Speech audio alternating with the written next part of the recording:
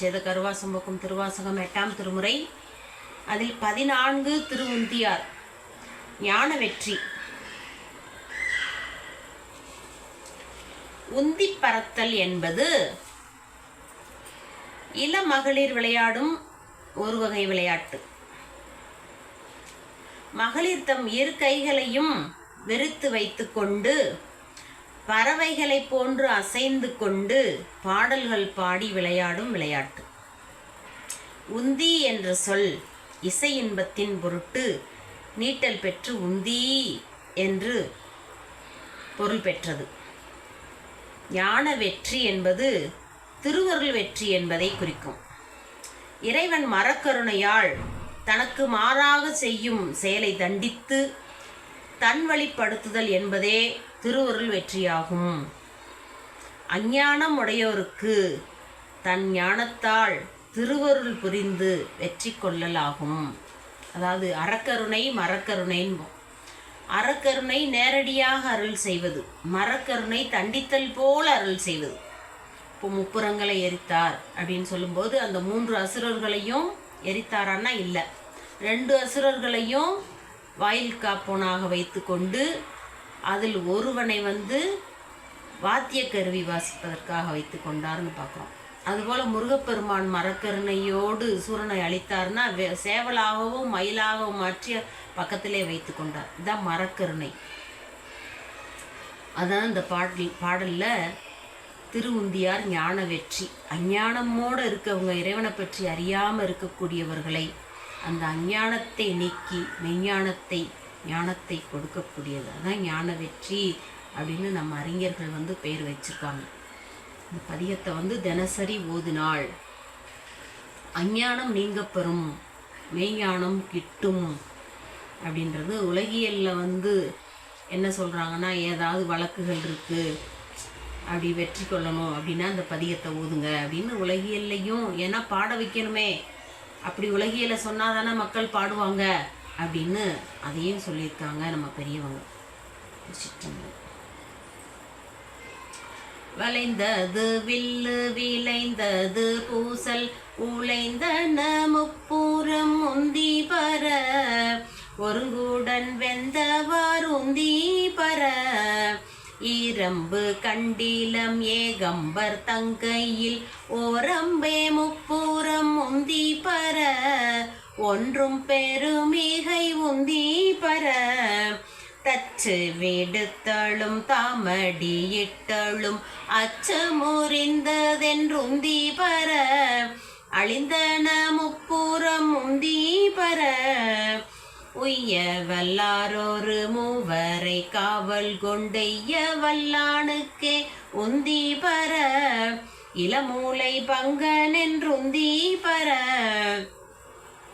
சாடிய வேள்வி சரிந்திட தேவர்கள் ஓடிய வாப்பாடி உந்தி பர உருத்திரநாதனு குந்தி பர திருமாலாவீர் பாகம் கொண்டன்று சாவாதிருந்தான் என்றுந்தி பர சதுர்முகன் தாதை என்றுந்தி பர வெய்ய வணங்கி விழுங்க திரட்டிய கையை தரித்தான் என்றுந்தி பர கலங்கிற்று வேள்வி என்றுந்தி பர பார்ப்பதியை பகை சாற்றிய தக்கனை பார்ப்பதென்னையடி உந்தி பர பனைமூளை பாகனு குந்தி பர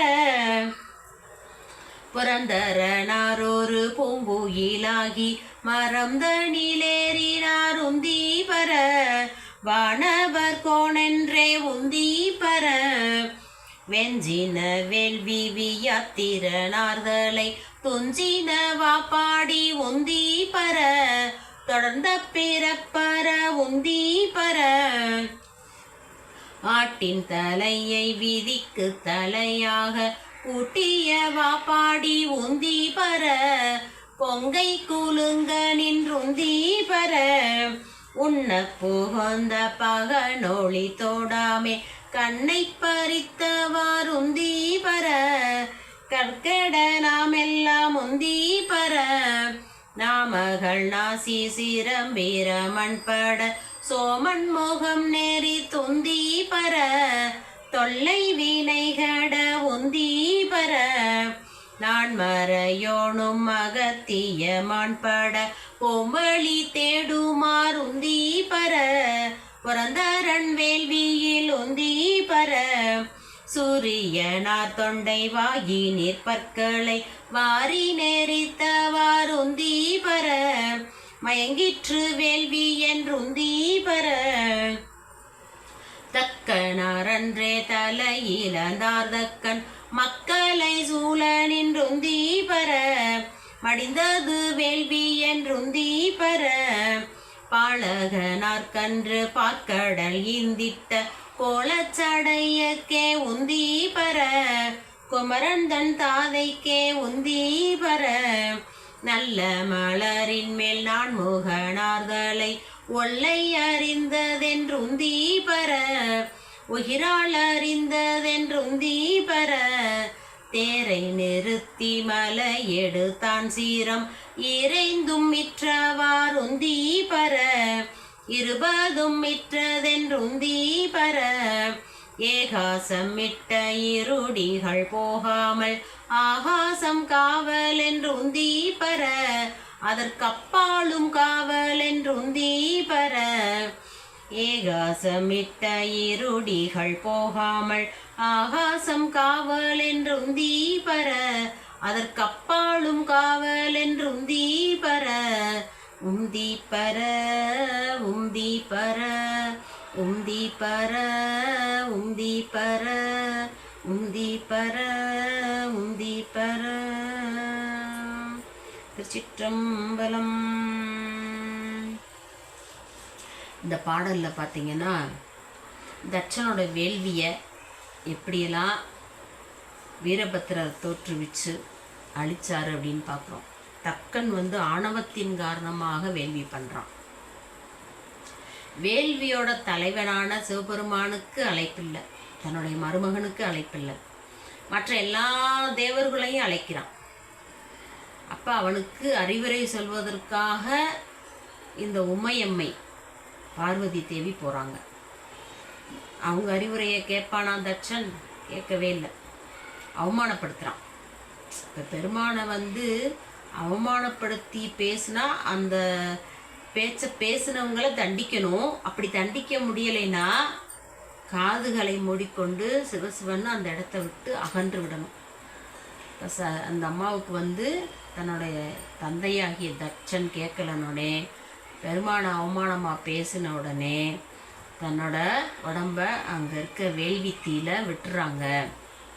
இந்த சம்பவம் கேள்விப்பட்டு அவர் வீரபத்திரனை தோற்றுவிச்சு தட்சனோட வேள்வியை அழிக்க சொல்கிறாரு. இந்த பாடல் முழுவதும் அந்த வீரபத்திரர் எப்படியெல்லாம் ஒவ்வொருத்தரையும் தண்டிச்சாரு அப்படின்னு தான் இந்த பாடலில் நிறைய இடங்கள்ல வருது. அந்த வரலாற்று செய்திகள்லாம் வருது. புரந்தரனார் ஒரு பூங்குயிலாகி மரந்தனில் ஏறினார். இந்திரன் ஒரு குயிலாக மாறி மரத்தில் ஏறி உட்காந்துக்கிட்டாராம் ஒளிஞ்சுக்கிட்டு. அந்த மாதிரி ஒவ்வொருத்தரும் என்னென்ன பண்ணாங்க அப்படின்னு சொல்லி இந்த பாடலில் நல்லா கொடுத்துருப்பாரு மாணிக்க வாசகர். நம்ம தொடர்ந்து பாடலும் அதற்கு பொருளும் நம்ம சந்திப்போம்.